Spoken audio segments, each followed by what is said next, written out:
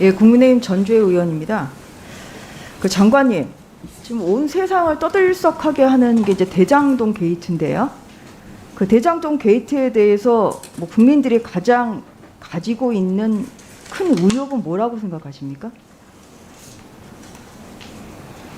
제가 아까 말씀드렸습니다. 기본적으로 이 사업이 설계되는 과정에서의 특혜 여부와 그리고 수많은 또 엄청난 돈들이 예. 너무도 쉽게 뿌려지는 그것이 정관계 로비.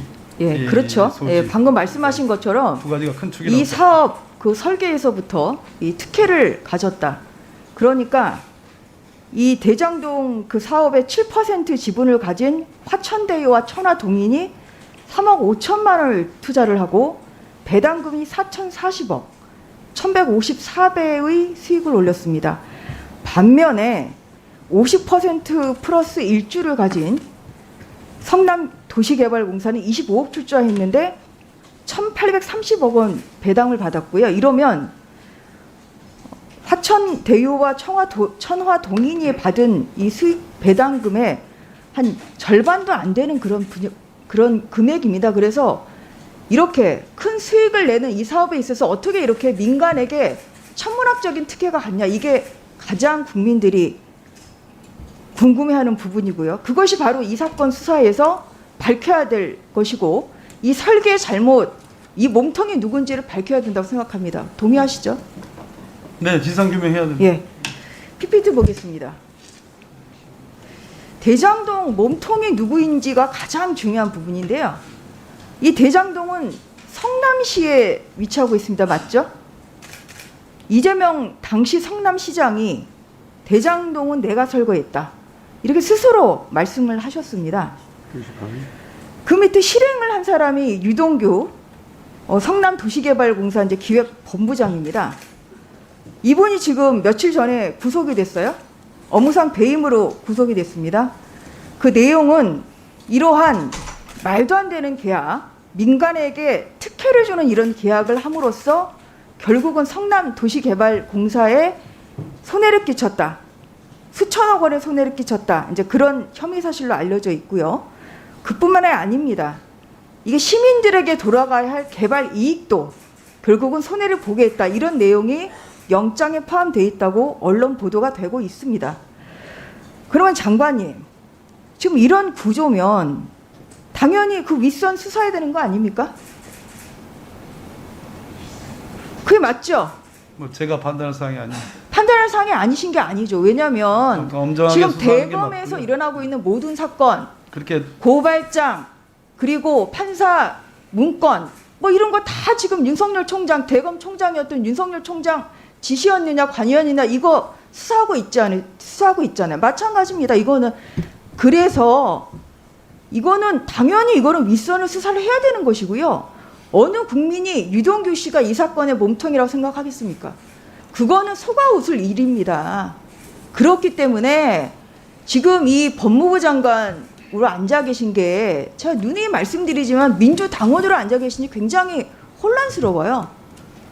그래서 이 박범계 그 장관님을 비롯한 이 법무부 그리고 검찰이 이게 공정한 수사를 하는지에 대한 여러 가지 비판이 되고 있는 것이고, 이것은 윤석열 총장 수사하듯이 그렇게 현미경 수사를 하는 속도로 당연히 이재명 지사도 수사를 해야 이것이 국민들이 납득하는 수사가 된다, 공정한 수사가 된다, 이런 말씀을 드리는 것입니다.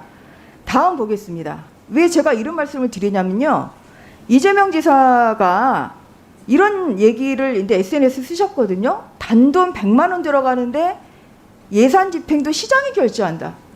이 지금 이 대장동 사업뿐만 아니라 성남도시개발공사는 성남시가 100% 출자한 성남시에 속하는 그런 기관이고요. 여기에서 25억을 출자를 했습니다. 그럼 당연히 이것은 당연히 이 사업 진행 상황은 당연히 당시 시장인 이재명 지사가 알 수밖에 없었다, 이런 말씀을 드리고요. 또 하나 보겠습니다. 저는 이런 것이 그 이재명 지사의 관여를 알 수 있는 정황 증거라고 생각합니다. 정황이라고 생각합니다. 언론 보도도 됐습니다만 이 사업 특약서와 주주 협약서가 굉장히 중요합니다. 이게 2015년 6월 15일, 6월 22일 특히 주주 협약은 굉장히 그 불리한 이러한 민간에게 아주 천문학적인 수익을 주는데 이런 구조로 되어 있는 것이죠. 과연 이것이 당시의 시장인 이재명 시장에게 보고가 됐느냐. 이 부분이 굉장히 중요하죠. 이 부분이 수사가 돼야 되는 거예요. 그리고 2015년 7월 27일에 성남의 뜰이 설립이 됐습니다. 성남의 뜰은 이 대장동 사업에 결국은 컨소시엄을 받은 업체이죠. 근데 이 사장이 누구냐, 대표이사가 누구냐, 이재명 당시 시장에 굉장히 가까운 지인으로 알려져 있습니다. 고재환 변호사입니다. 그러면 이게 이 지사, 그 당시에 이재명 시장이 관여를 안 했으면 왜 성남의 뜰에 이렇게 이재명 시장에 가까운 사람이 이렇게 대표이사를 맡고 있을까요? 또 보겠습니다. 성남시가 2015년 8월 19일에 성남의 뜰을 이런 사업 시행자로 선정을 했어요.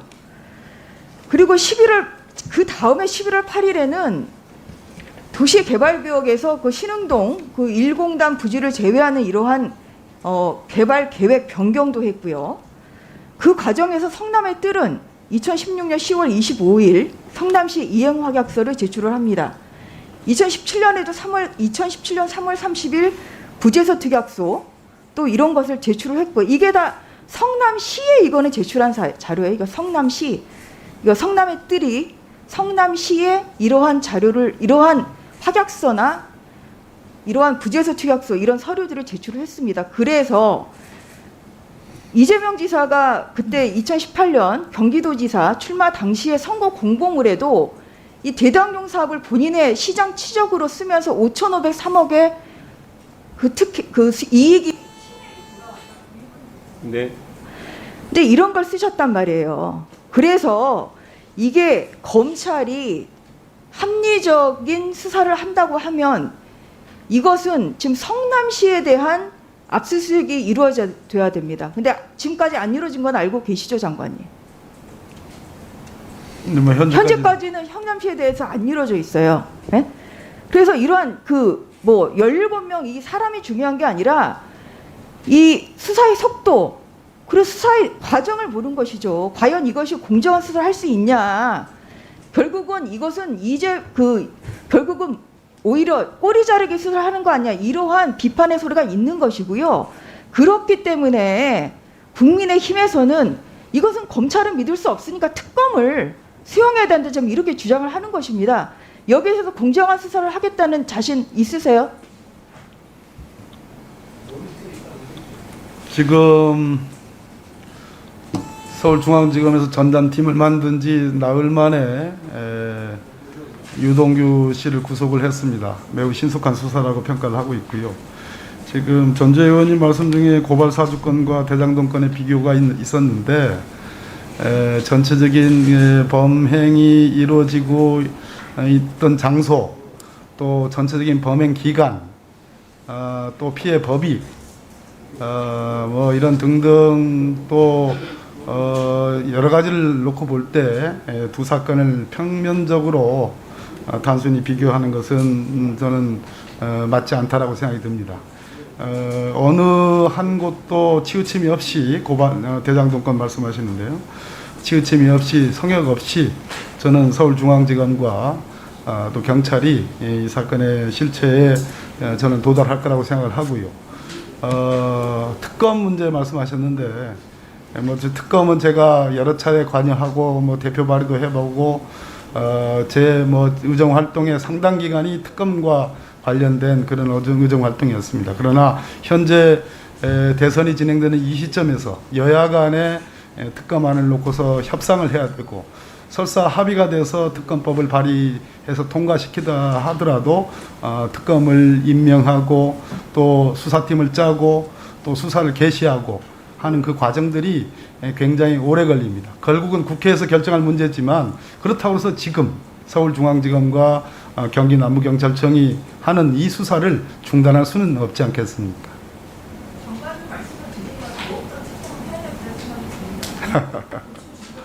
네, 수고하셨습니다.